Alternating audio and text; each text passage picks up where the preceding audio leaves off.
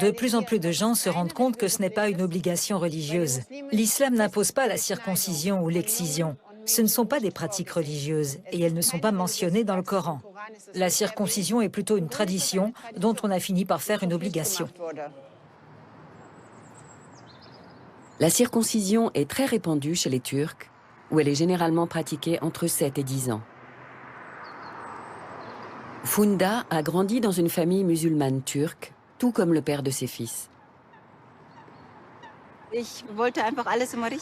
Je voulais faire les choses bien avec mes deux garçons, être proche d'eux et créer un lien de confiance pour qu'ils se sentent en sécurité. Quand la question s'est posée, on a senti la pression de la famille. C'est comme ça, on l'a toujours fait. Mais moi, ça ne me convenait pas. Je trouvais ça aberrant. Mon instinct maternel me disait que ce n'était pas bon pour eux. Funda convainc son mari de ne pas faire circoncire leur fils et décide de s'engager publiquement pour cette cause.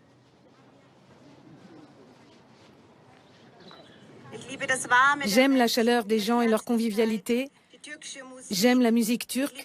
J'aime notre esprit décontracté. Et j'aime surtout la cuisine turque. Mais ce qui ne me plaît pas du tout, c'est qu'on fasse circoncire les garçons.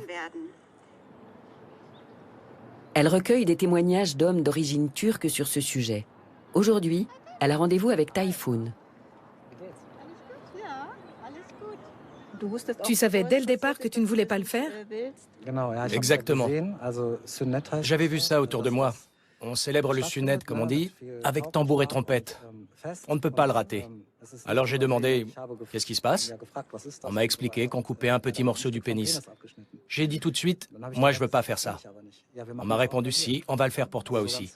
Comme si ça ne se discutait pas. J'ai commencé à avoir peur. Et puis un jour, c'est arrivé. On m'a emmené à l'hôpital sous un autre prétexte. On ne ferait pas ça pour une opération normale, n'est-ce pas? Rien n'avait été laissé au hasard. En quoi ça a changé tes relations avec tes parents? Ça a été très brutal. Ça a détruit la relation que j'avais avec ma mère. Je l'ai détestée pour ça. Quelque chose s'est cassé entre nous, parce qu'elle n'avait pas écouté mon ressenti.